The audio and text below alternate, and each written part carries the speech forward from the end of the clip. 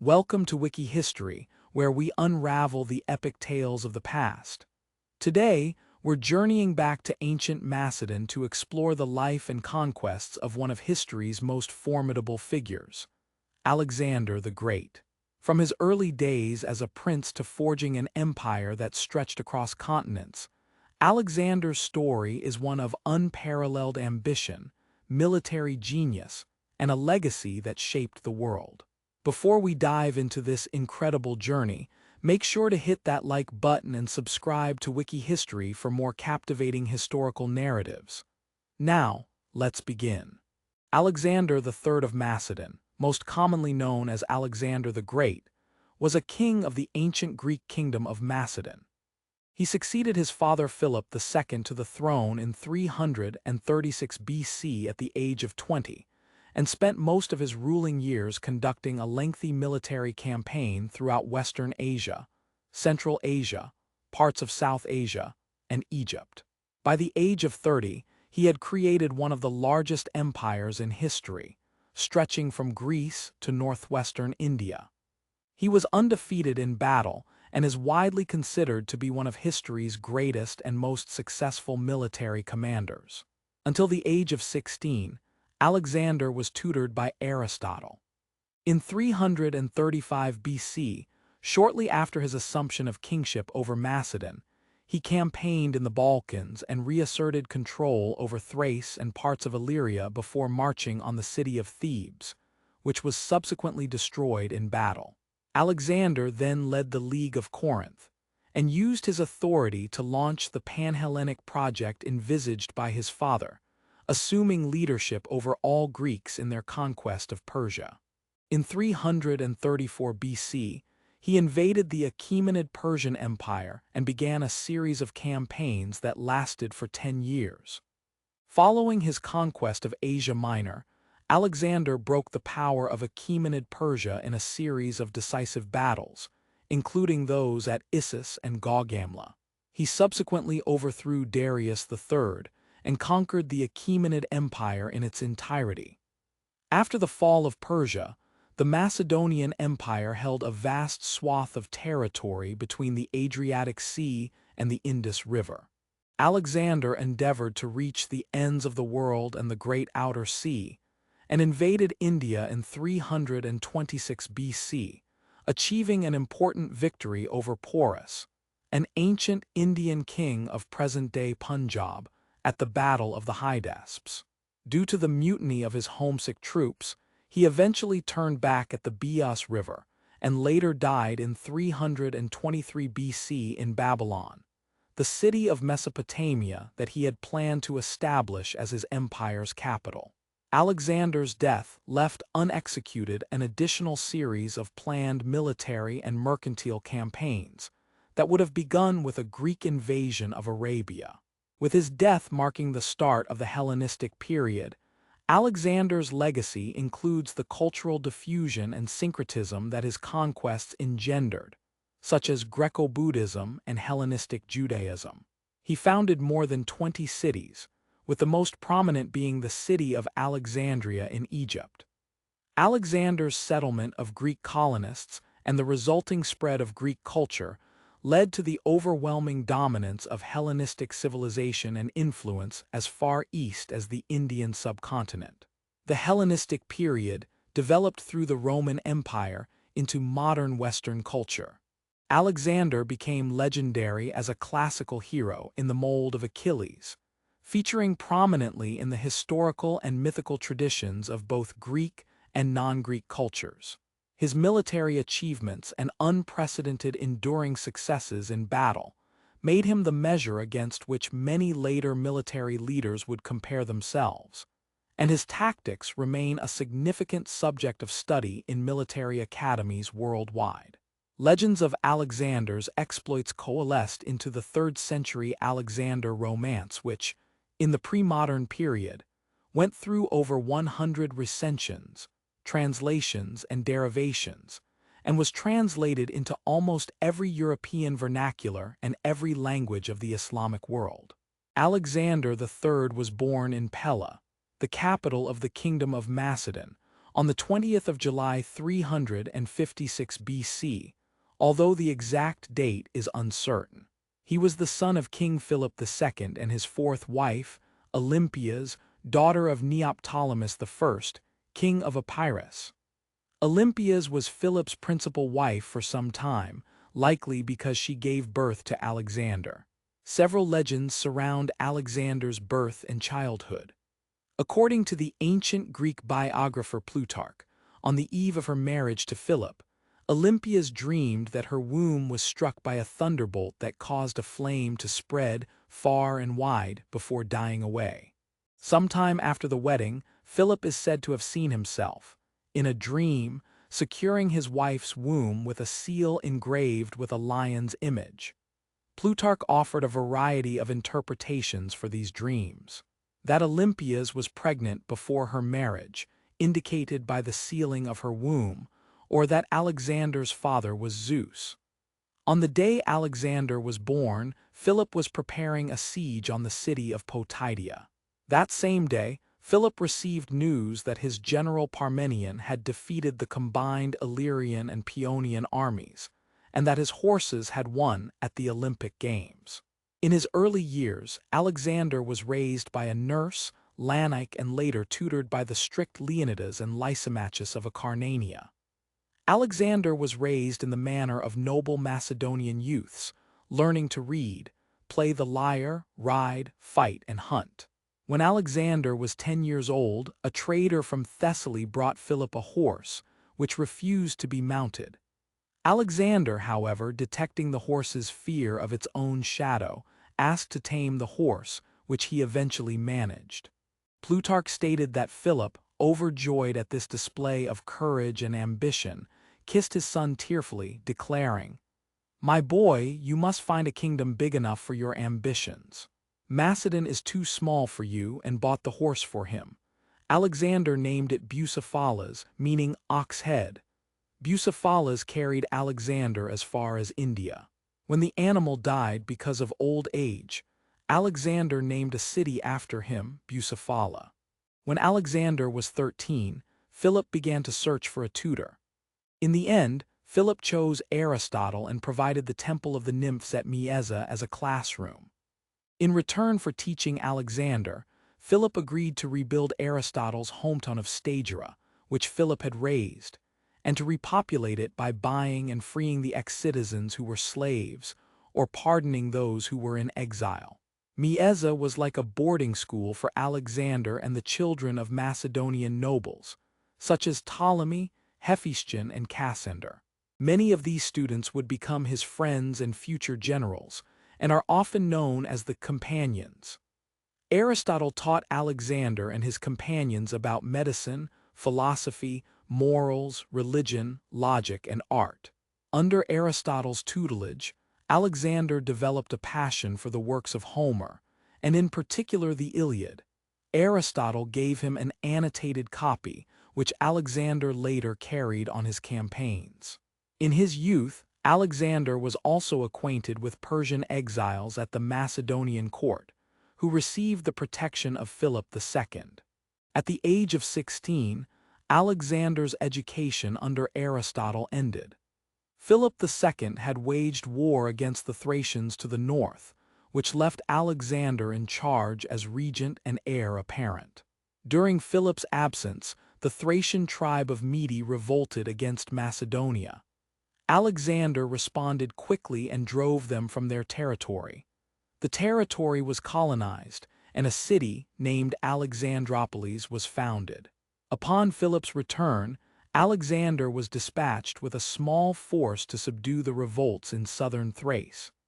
Campaigning against the Greek city of Perinthus, Alexander reportedly saved his father's life. Meanwhile, the city of Amphissa began to work lands that were sacred to Apollo near Delphi, a sacrilege that gave Philip the opportunity to further intervene in Greek affairs. While Philip was occupied in Thrace, Alexander was ordered to muster an army for a campaign in southern Greece. Concerned that other Greek states might intervene, Alexander made it look as though he was preparing to attack Illyria instead. During this turmoil, the Illyrians invaded Macedonia, only to be repelled by Alexander. Philip and his army joined his son in 338 BC, and they marched south through Thermopylae, taking it after stubborn resistance from its Theban garrison. They went on to occupy the city of Eladia, only a few days' march from both Athens and Thebes. The Athenians, led by Demosthenes, voted to seek alliance with Thebes against Macedonia. Both Athens and Philip sent embassies to win Thebes's favor, but Athens won the contest. Philip marched on Amphissa, capturing the mercenaries sent there by Demosthenes and accepting the city's surrender. Philip then returned to Eladia, sending a final offer of peace to Athens and Thebes, who both rejected it. As Philip marched south, his opponents blocked him near Chaeronea, Boeotia. During the ensuing Battle of Chaeronea, Philip commanded the right wing and Alexander the left, accompanied by a group of Philip's trusted generals. According to the ancient sources, the two sides fought bitterly for some time. Philip deliberately commanded his troops to retreat, counting on the untested Athenian hoplites to follow, thus breaking their line. Alexander was the first to break the Theban lines, followed by Philip's generals. Having damaged the enemy's cohesion, Philip ordered his troops to press forward and quickly routed them. With the Athenians lost, the Thebans were surrounded. Left to fight alone, they were defeated. After the victory at Chaeronea, Philip and Alexander marched unopposed into the Peloponnese, devastating much of Laconia and ejecting the Spartans from various parts of it. At Corinth, Philip established a Hellenic alliance, which included most Greek city-states except Sparta. Philip was then named hegemon, or supreme commander of this league, known by modern scholars as the League of Corinth, and announced his plans to attack the Persian Empire. When Philip returned to Pella, he fell in love with and married Cleopatra Eurydice in 338 BC, the niece of his general Attalus. The marriage made Alexander's position as heir less secure, since any son of Cleopatra Eurydice would be a fully Macedonian heir, while Alexander was only half Macedonian. During the wedding banquet, a drunken Attalus publicly prayed to the gods that the union would produce a legitimate heir. This so irritated Alexander that, throwing one of the cups at his head, "You villain," said he, "what, am I then a bastard?" Then Philip, taking Attalus's part, rose up and would have run his son through. But by good fortune for them both, either his over-hasty rage or the wine he had drunk made his foot slip, so that he fell down on the floor, at which Alexander reproachfully insulted him. "See there," said he, "the man who makes preparations to pass out of Europe into Asia, overturned in passing from one seat to another." In 337 BC, Alexander fled Macedon with his mother, dropping her off with her brother, King Alexander I of Epirus in Dodona, capital of the Molossians. He continued to Illyria, where he sought refuge with one or more Illyrian kings. However, it appears Philip never intended to disown his politically and militarily trained son. Accordingly, Alexander returned to Macedon after 6 months due to the efforts of a family friend, Demaratus, who mediated between the two parties. In the following year, the Persian satrap of Caria, Pixodarus, offered his eldest daughter to Alexander's half-brother, Philip Euryhidius. Olympias and several of Alexander's friends suggested this showed Philip intended to make Euryhidius his heir. Alexander reacted by sending an actor, Thessalus of Corinth, to tell Pixodarus that he should not offer his daughter's hand to an illegitimate son, but instead to Alexander. When Philip heard of this, he stopped the negotiations and scolded Alexander for wishing to marry the daughter of a Carian, explaining that he wanted a better bride for him. Philip exiled 4 of Alexander's friends, Harpalus, Nearchus, Ptolemy, and Erigaius, and had the Corinthians bring Thessalus to him in chains. In the 24th day of the Macedonian month Dios, which probably corresponds to 25th October 336 BC, While at Aegae attending the wedding of his daughter Cleopatra to Olympia's brother, Alexander I of Epirus, Philip was assassinated by the captain of his bodyguards, Pausanias. Pausanias, who, according to Diodorus, was also his lover, tried to escape.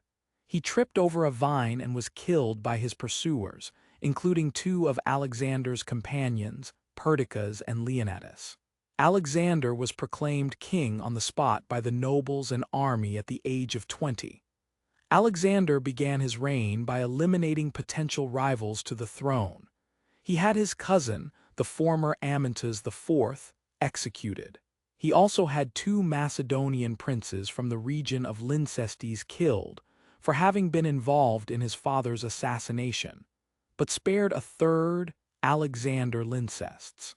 Olympias had Cleopatra Eurydice, and Europa, her daughter by Philip, burned alive. When Alexander learned about this, he was furious. Alexander also ordered the murder of Attalus, who was in command of the advance guard of the army in Asia Minor and Cleopatra's uncle. Attalus was at that time corresponding with Demosthenes regarding the possibility of defecting to Athens. Attalus also had severely insulted Alexander, and following Cleopatra's murder, Alexander may have considered him too dangerous to be left alive. Alexander spared Arihideus, who was by all accounts mentally disabled, possibly as a result of poisoning by Olympias. News of Philip's death roused many states into revolt, including Thebes, Athens, Thessaly, and the Thracian tribes north of Macedon. When news of the revolts reached Alexander, he responded quickly. Though advised to use diplomacy, Alexander mustered 3,000 Macedonian cavalry and rode south towards Thessaly. He found the Thessalian army occupying the pass between Mount Olympus and Mount Ossa, and ordered his men to ride over Mount Ossa. When the Thessalians awoke the next day, they found Alexander in their rear and promptly surrendered, adding their cavalry to Alexander's force. He then continued south towards the Peloponnese. Alexander stopped at Thermopylae, where he was recognized as the leader of the Amphictyonic League, before heading south to Corinth. Athens sued for peace, and Alexander pardoned the rebels. The famous encounter between Alexander and Diogenes the Cynic occurred during Alexander's stay in Corinth. When Alexander asked Diogenes what he could do for him, the philosopher disdainfully asked Alexander to stand a little to the side, as he was blocking the sunlight. This reply apparently delighted Alexander, who is reported to have said, "But verily, if I were not Alexander, I would like to be Diogenes." At Corinth, Alexander took the title of hegemon and, like Philip, was appointed commander for the coming war against Persia. Before crossing to Asia, Alexander wanted to safeguard his northern borders. In the spring of 335 BC, he advanced to suppress several revolts. Starting from Amphipolis, he traveled east into the country of the independent Thracians. And at Mount Haemus, the Macedonian army attacked and defeated the Thracian forces manning the heights. The Macedonians marched into the country of the Triballi and defeated their army near the Liginus River, a tributary of the Danube. Alexander then marched for 3 days to the Danube, encountering the Geti tribe on the opposite shore. Crossing the river at night, he surprised them and forced their army to retreat after the first cavalry skirmish. News then reached Alexander that the Illyrian chieftain Cletus and King Glaucias of the Tolenta were in open revolt against his authority. Marching west into Illyria, Alexander defeated each in turn, forcing the two rulers to flee with their troops. With these victories, he secured his northern frontier. While Alexander campaigned north, the Thebans and Athenians rebelled once again. Alexander immediately headed south. While the other cities again hesitated, Thebes decided to fight. The Theban resistance was ineffective, and Alexander razed the city and divided its territory between the other Boeotian cities. The end of Thebes cowed Athens, leaving all of Greece temporarily at peace. Alexander then set out on his Asian campaign, leaving Antipater as regent. Alexander's invasion of Persia as a whole has been denoted as a supreme example of a strategic line of conducting war, a line formed by the chain of logic that connects operations into a single whole. After securing his Greek base and the Balkans by subjugating his political opponents, and securing his army's rear through the conquest of all the Afro-Asian coastline, where the Persian fleet was based, and from which it was supplied, Alexander moved to confront directly the Persians.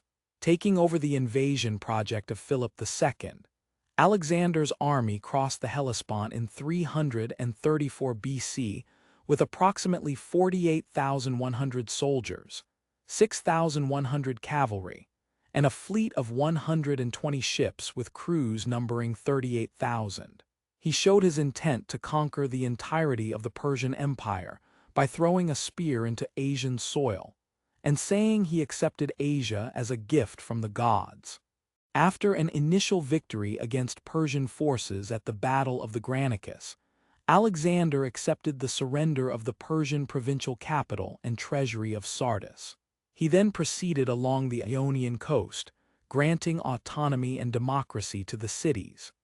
At Granicus, Alexander used only a small part of his forces, perhaps 13,000 infantry with 5,000 cavalry, against a much larger Persian force of 40,000. Alexander placed the phalanx at the center and cavalry and archers on the wings, so that his line matched the length of the Persian cavalry line, about 3 kilometers. Miletus, held by Achaemenid forces, required a delicate siege operation, with Persian naval forces nearby. Further south, at Halicarnassus in Caria, Alexander successfully waged his first large-scale siege, eventually forcing his opponents, the mercenary captain Memnon of Rhodes and the Persian satrap of Caria, Orontabates, to withdraw by sea. Alexander left the government of Caria to a member of the Hecatomnid dynasty, Ada, who adopted Alexander. From Halicarnassus, Alexander proceeded into mountainous Lycia and the Pamphylian plain, asserting control over all coastal cities to deny the Persians naval bases. From Pamphylia onwards, the coast held no major ports and Alexander moved inland. At the ancient Phrygian capital of Gordium, Alexander undid the hitherto unsolvable Gordian knot, a feat said to await the future king of Asia. According to the story, Alexander proclaimed that it did not matter how the knot was undone, and hacked it apart with his sword. In spring 333 BC, Alexander crossed the Taurus into Cilicia. After a long pause due to an illness, he marched on toward Syria. Though outmaneuvered by Darius's significantly larger army, he marched back to Cilicia, where he defeated Darius at Issus. Darius fled the battle, causing his army to collapse, and left behind his wife, his 2 daughters, his mother Sisygambis, and a fabulous treasure. He offered a peace treaty that included the lands he had already lost, and a ransom of 10,000 talents for his family. Alexander replied that since he was now king of Asia, it was he alone who decided territorial divisions. Alexander proceeded to take possession of Syria and most of the coast of the Levant. In the following year, 332 BC, he was forced to attack Tyre, which he captured after a long and difficult siege. The men of military age were massacred and the women and children sold into slavery. When Alexander destroyed Tyre, most of the towns on the route to Egypt quickly capitulated. However, Alexander was met with resistance at Gaza. The stronghold was heavily fortified and built on a hill, requiring a siege. When his engineers pointed out to him that because of the height of the mound it would be impossible, this encouraged Alexander all the more to make the attempt. After 3 unsuccessful assaults, the stronghold of Gaza fell, but not before Alexander had received a serious shoulder wound. As in Tyre, men of military age were put to the sword, and the women and children were sold into slavery. Alexander advanced on Egypt in later 332 BC, where he was regarded as a liberator. To legitimize taking power and be recognized as the descendant of the long line of pharaohs, Alexander made sacrifices to the gods at Memphis and went to consult the famous oracle of Amun-Ra at the Siwa oasis in the Libyan desert, at which he was pronounced the son of the deity Amun. Henceforth, Alexander often referred to Zeus Salmon as his true father, and after his death, currency depicted him adorned with horns, using the horns of Ammon as a symbol of his divinity. During his stay in Egypt, he founded Alexandria, which would become the prosperous capital of the Ptolemaic kingdom after his death. Control of Egypt passed to Ptolemy I, son of Lagos, the founder of the Ptolemaic dynasty, after the death of Alexander. In early 331 BC, he left for Asia in pursuit of the Persians.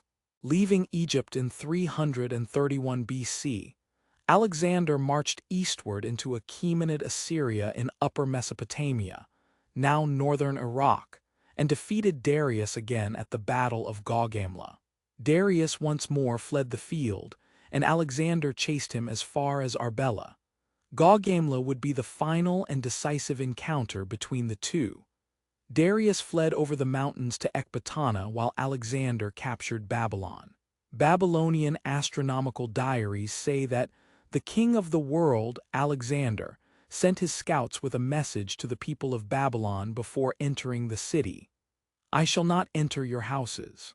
From Babylon, Alexander went to Susa, one of the Achaemenid capitals, and captured its treasury. He sent the bulk of his army to the Persian ceremonial capital of Persepolis via the Persian royal road. Alexander himself took selected troops on the direct route to the city.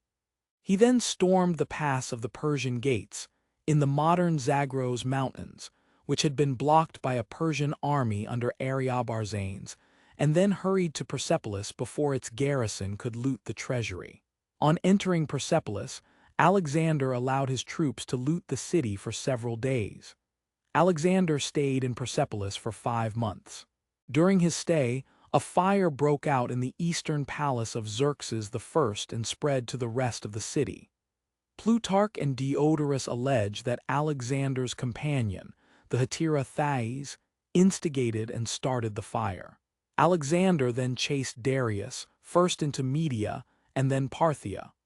The Persian king no longer controlled his own destiny and was taken prisoner by Bessus, his Bactrian satrap and kinsman.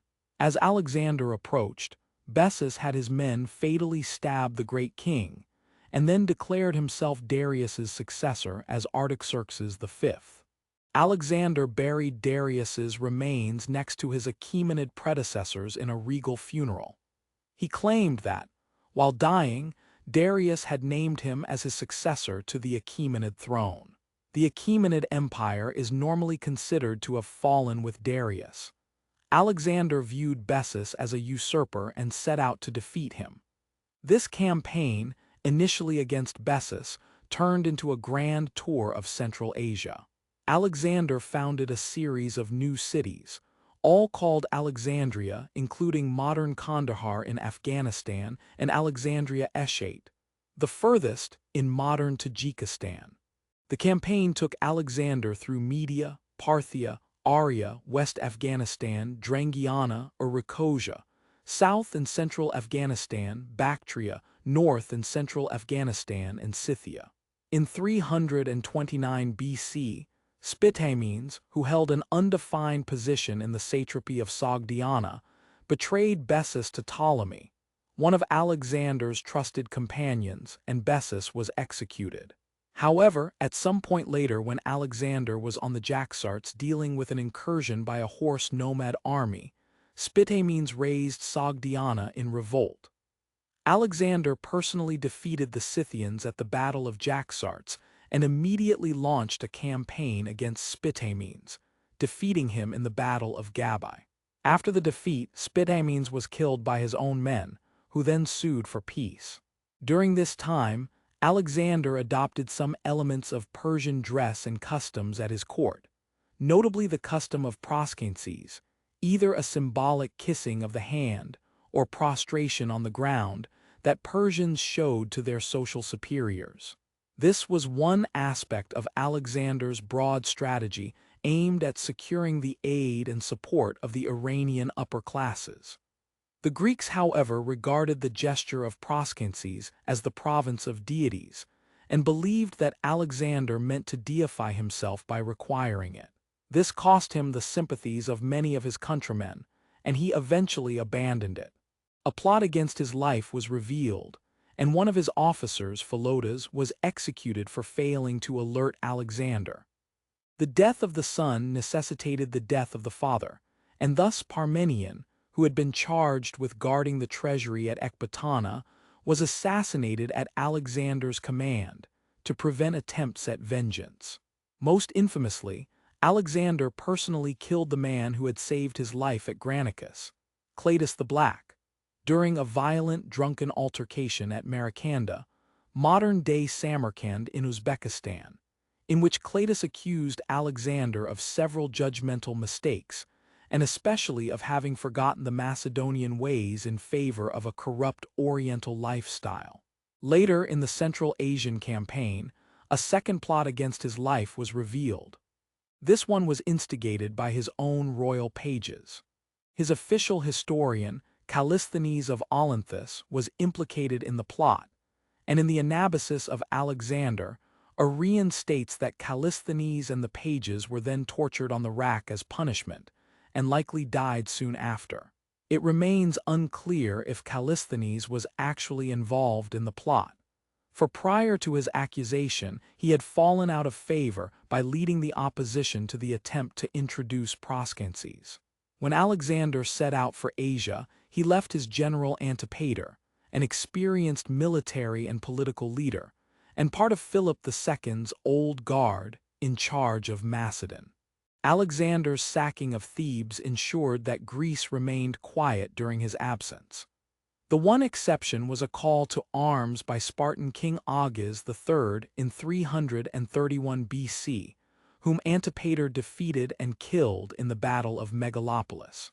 Antipater referred the Spartans' punishment to the League of Corinth, which then deferred to Alexander, who chose to pardon them. There was also considerable friction between Antipater and Olympias, and each complained to Alexander about the other. In general, Greece enjoyed a period of peace and prosperity during Alexander's campaign in Asia. Alexander sent back vast sums from his conquest, which stimulated the economy and increased trade across his empire. However, Alexander's constant demands for troops and the migration of Macedonians throughout his empire depleted Macedon's strength, greatly weakening it in the years after Alexander, and ultimately led to its subjugation by Rome after the Third Macedonian War from 171 to 168 BC.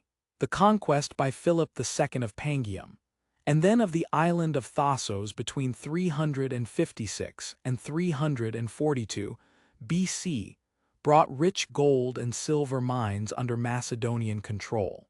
Alexander appears to have introduced a new coinage in Cilicia in Tarsus, after the Battle of Issus in 333 BC, which went on to become the main coinage of the empire.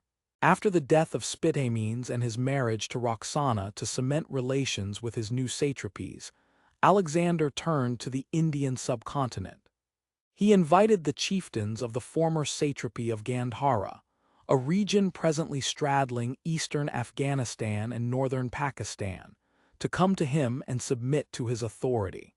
Omphai's Indian name Ampai, the ruler of Taxila, whose kingdom extended from the Indus to the Hydespes, Jhelum complied, but the chieftains of some hill clans refused to submit.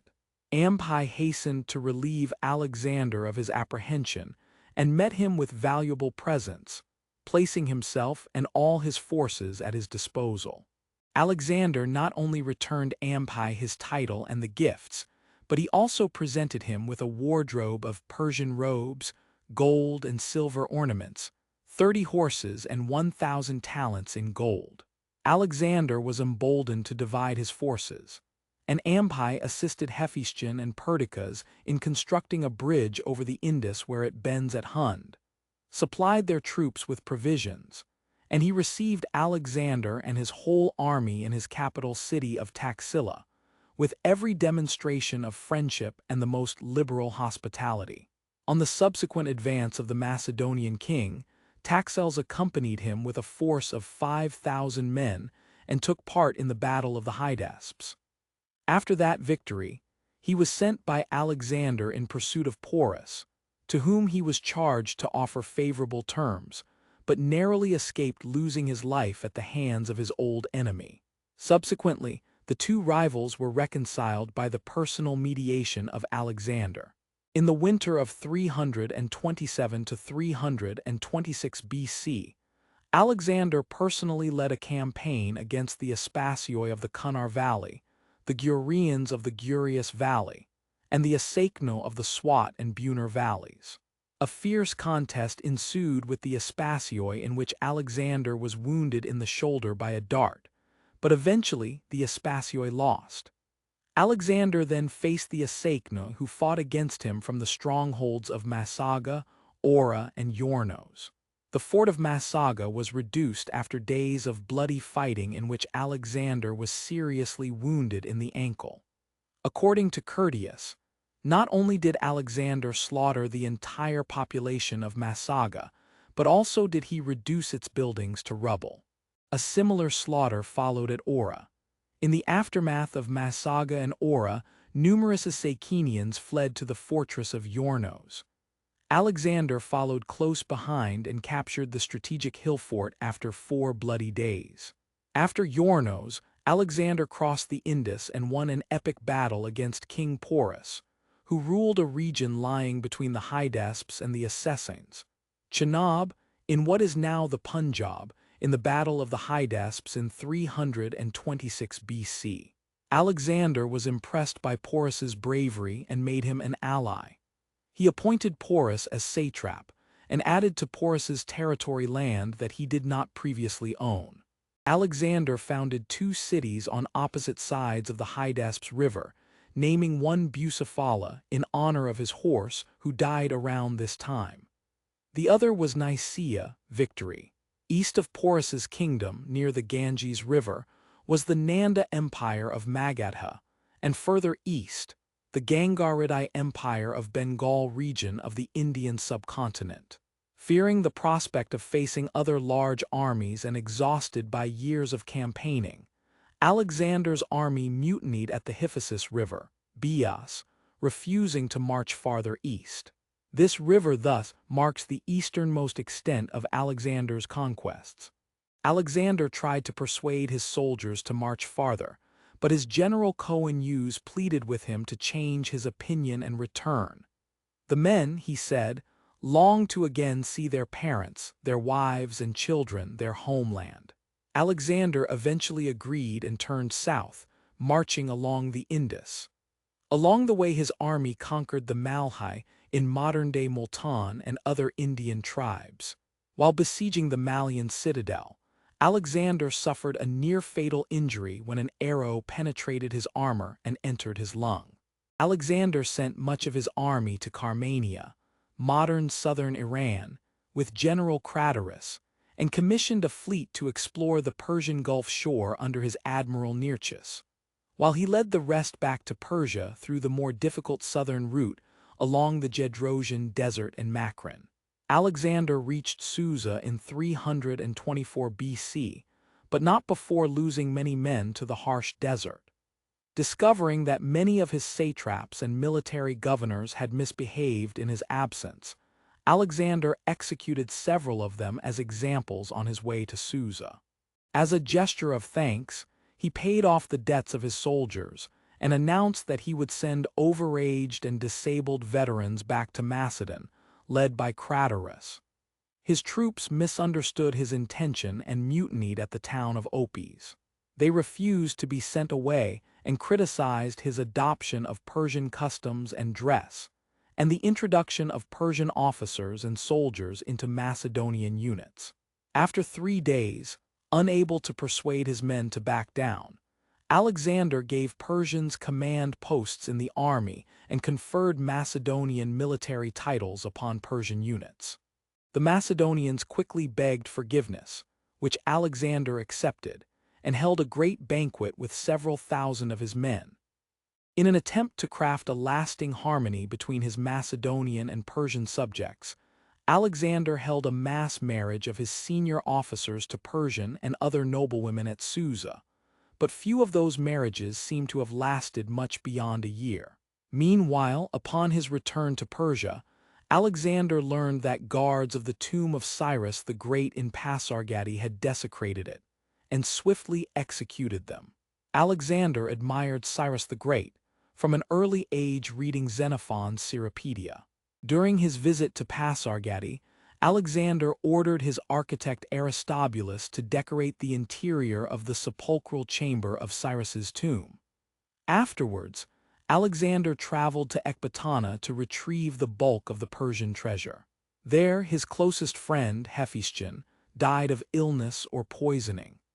Hephaestion's death devastated Alexander, and he ordered the preparation of an expensive funeral pyre in Babylon, along with a decree for public mourning. Back in Babylon, Alexander planned a series of new campaigns, beginning with an invasion of Arabia.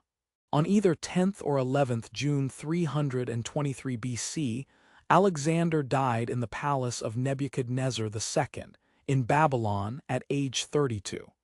There are two different versions of Alexander's death, differing slightly in details.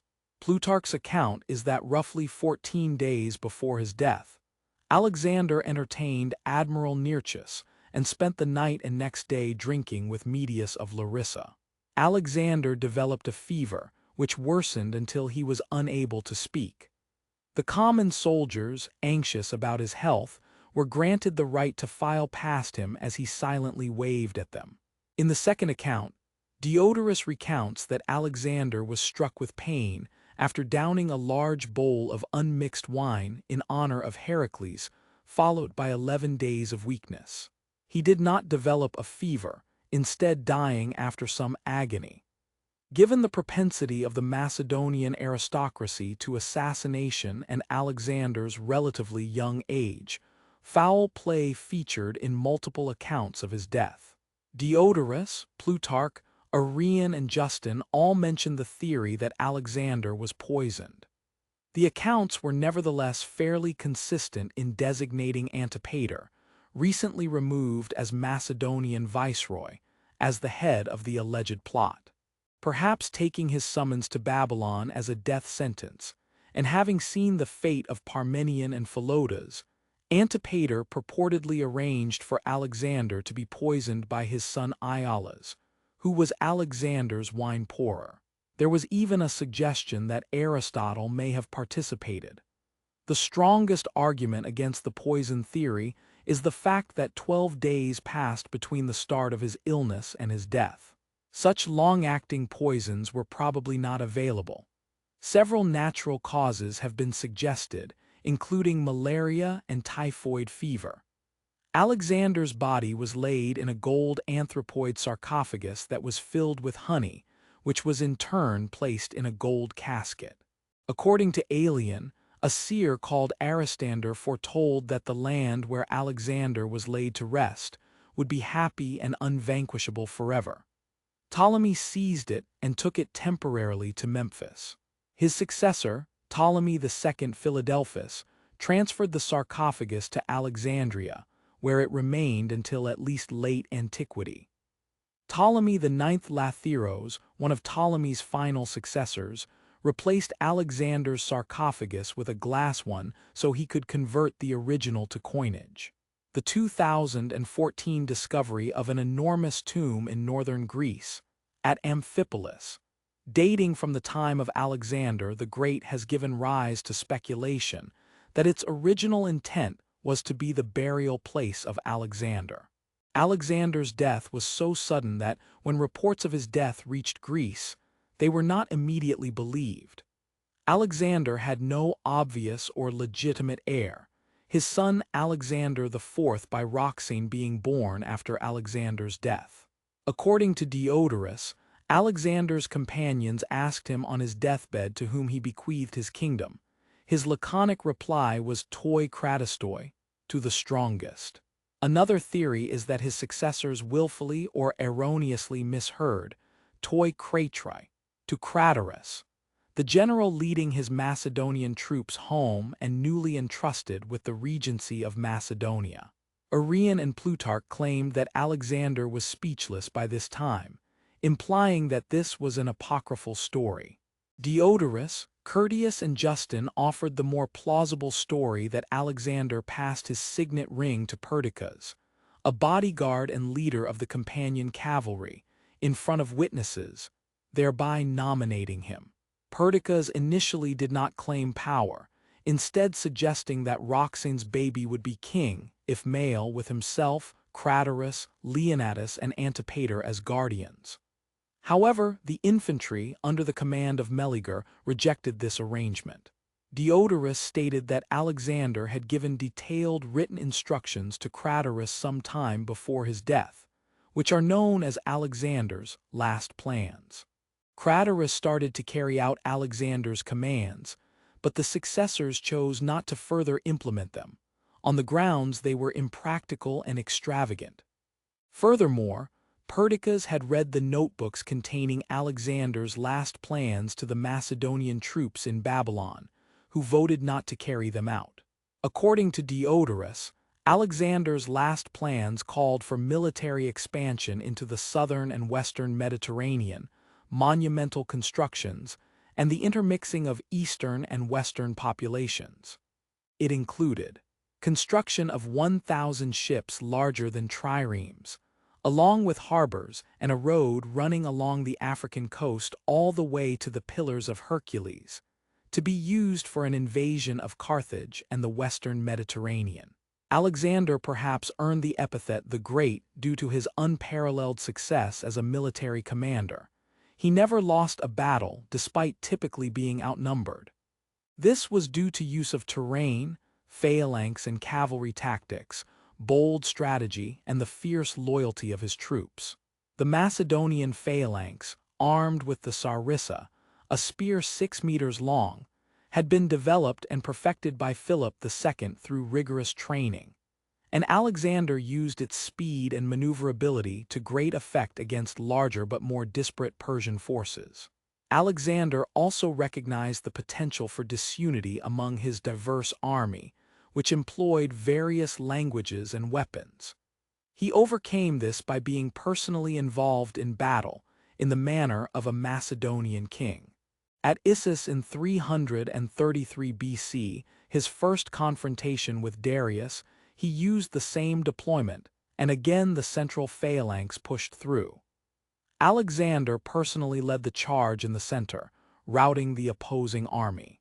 At the decisive encounter with Darius at Gaugamela, Darius equipped his chariots with scythes on the wheels to break up the phalanx and equipped his cavalry with pikes. Alexander arranged a double phalanx, with the center advancing at an angle, parting when the chariots bore down and then reforming. The advance was successful and broke Darius's center, causing the latter to flee once again. When faced with opponents who used unfamiliar fighting techniques, such as in Central Asia and India, Alexander adapted his forces to his opponent's style. Thus, in Bactria and Sogdiana, Alexander successfully used his javelin throwers and archers to prevent outflanking movements, while massing his cavalry at the center. In India, confronted by Porus's elephant corps, the Macedonians opened their ranks to envelop the elephants, and used their sarissas to strike upwards and dislodge the elephants' handlers. Historical sources frequently give conflicting accounts of Alexander's appearance, and the earliest sources are the most scant in their detail. For example, Arrian describes him simply as very handsome. During his lifetime, Alexander carefully curated his image by commissioning works from famous and great artists of the time. This included commissioning sculptures by Lysippos, paintings by Apelles, and gem engravings by Piagodes. Ancient authors recorded that Alexander was so pleased with portraits of himself, created by Lysippos that he forbade other sculptors from crafting his image. Andrew Stewart highlights the fact that artistic portraits are always partisan, and that artistic portrayals of Alexander seek to legitimize him, to interpret him to their audiences, and to persuade them of his greatness. Nevertheless, though idealized, Lysippos' sculpture was thought to be the most faithful plastic representation. Curtius Rufus, a Roman historian from the 1st century AD, gives this account of Alexander sitting on the throne of Darius III.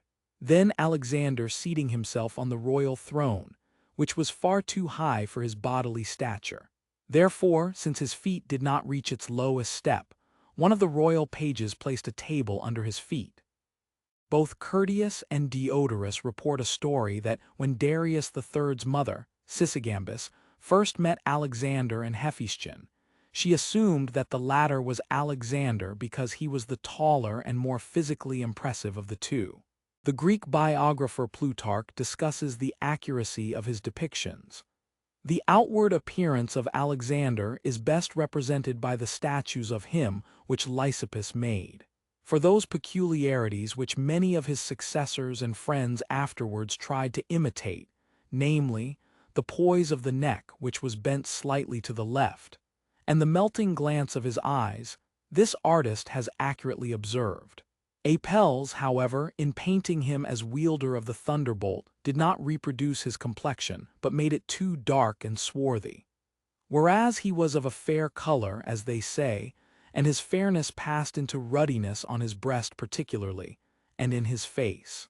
Moreover, that a very pleasant odor exhaled from his skin, and that there was a fragrance about his mouth and all his flesh, so that his garments were filled with it. This we have read in the memoirs of Aristoxenus. Historians have understood the detail of the pleasant fragrance attributed to Alexander as stemming from a belief in ancient Greece that pleasant scents are characteristic of gods and heroes.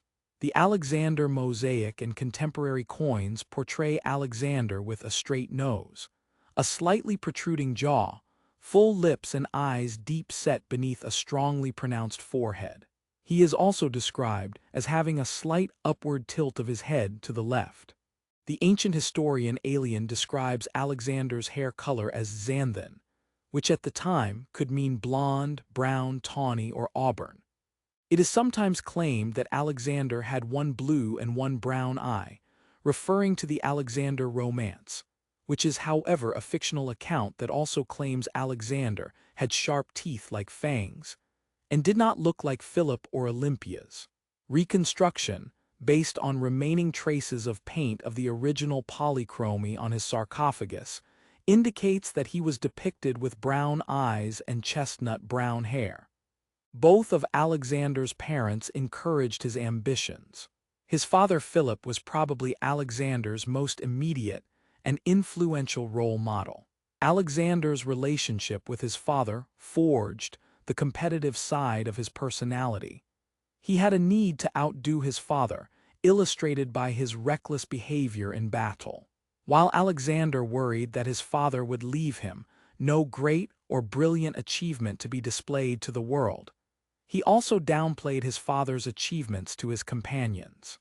Alexander's mother Olympia similarly had huge ambitions, and encouraged her son to believe it was his destiny to conquer the Persian Empire. She instilled a sense of destiny in him, and Plutarch tells how his ambition kept his spirit serious and lofty in advance of his years. According to Plutarch, Alexander also had a violent temper and rash, impulsive nature, which could influence his decision-making. Although Alexander was stubborn and did not respond well to orders from his father, he was open to reasoned debate. He had a calmer side, perceptive, logical, and calculating. He had a great desire for knowledge, a love for philosophy, and was an avid reader. This was no doubt in part due to Aristotle's tutelage. Alexander was intelligent and quick to learn. His intelligent and rational side was amply demonstrated by his ability and success as a general. He had great self-restraint in pleasures of the body, in contrast with his lack of self-control with alcohol. Alexander was erudite and patronized both arts and sciences. However, he had little interest in sports or the Olympic Games, unlike his father, seeking only the Homeric ideals of honor and glory. He had great charisma and force of personality, characteristics which made him a great leader. His unique abilities were further demonstrated by the inability of any of his generals to unite Macedonia and retain the empire after his death. Only Alexander had the ability to do so. During his final years, and especially after the death of Hephaestion, Alexander began to exhibit signs of megalomania and paranoia. His extraordinary achievements, coupled with his own ineffable sense of destiny and the flattery of his companions, may have combined to produce this effect. His delusions of grandeur are readily visible in his will and in his desire to conquer the world. He appears to have believed himself a deity, or at least sought to deify himself. Olympias always insisted to him that he was the son of Zeus, an idea apparently confirmed to him by the oracle of Ammon at Siwa. He began to identify himself as the son of Zeus-Ammon. Alexander adopted elements of Persian dress and customs at court, notably proskenses, which was one aspect of Alexander's broad strategy aimed at securing the aid and support of the Iranian upper classes. However, the practice of proskenses was disapproved by the Macedonians, and they were unwilling to perform it. This behavior cost him the sympathies of many of his countrymen. Alexander also was a pragmatic ruler who understood the difficulties of ruling culturally disparate peoples, many of whom lived in societies where the king was treated as divine. Thus, rather than megalomania, his behavior may have been a practical attempt at strengthening his rule and keeping his empire together. Alexander married 3 times: Roxana, daughter of the Sogdian nobleman Oxyartes of Bactria, out of love; the Persian princesses Statira and Parasates, the former a daughter of Darius III, and the latter a daughter of Artaxerxes III, for political reasons. Alexander apparently had 2 children by Roxana: a son who was born in India and died in infancy in November 326 BC, and Alexander IV of Macedon, born after his father's death. Additionally, Heracles of Macedon was claimed to be his illegitimate son born of Mistress, Barsine. Alexander also had a close relationship with his friend, general, and bodyguard Hephaestion, the son of a Macedonian noble. Hephaestion's death devastated Alexander. This event may have contributed to Alexander's failing health and detached mental state during his final months. Alexander's sexuality has been the subject of speculation and controversy in modern times. The Roman-era writer Athenaeus says, based on the scholar Decius, who was Alexander's contemporary, that the king was quite excessively keen on boys, and that Alexander kissed the eunuch Bagoas in public. This episode is also told by Plutarch, probably based on the same source. Historian William Woodthorpe Tarn rejected the stories of Bagoas as fabricated in ancient times to defame Alexander. None of Alexander's contemporaries, however, are known to have explicitly described Alexander's relationship with Hephaestion as sexual, though the pair was often compared to Achilles and Patroclus, who are often interpreted as a couple. Aelian writes of Alexander's visit to Troy, where Alexander garlanded the tomb of Achilles, and Hephaestion that of Patroclus, the latter hinting that he was a beloved of Alexander, in just the same way as Patroclus was of Achilles. At the same time, ancient writers did not conclusively identify them as lovers. Some modern historians believe not only that Alexander's youthful relationship with Hephaestion was sexual, but also that their sexual contacts may have continued into adulthood, which went against the social norms of at least some Greek cities, such as Athens, though some modern researchers have tentatively proposed that Macedonia, or at least the Macedonian court, may have been more tolerant of homosexuality between adults. Peter Green argues that there is little evidence in ancient sources that Alexander had much sexual interest in women. He did not produce an heir until the very end of his life. However, Ogden calculates that Alexander, who impregnated his partners 3 times in 8 years, had fathered more children than his father at the same age. 2 of these pregnancies, Stadaeras and Barcines, are of dubious legitimacy. According to Diodorus Siculus, Alexander accumulated a harem in the style of Persian kings, but he used it rather sparingly, not wishing to offend the Macedonians, showing great self-control in pleasures of the body. Nevertheless, Plutarch described how Alexander was infatuated by Roxana while complimenting him on not forcing himself on her. Green suggested that, in the context of the period, Alexander formed quite strong friendships with women, including Ada of Caria, who adopted him, and even Darius's mother Sisygambis, who supposedly died from grief upon hearing of Alexander's death.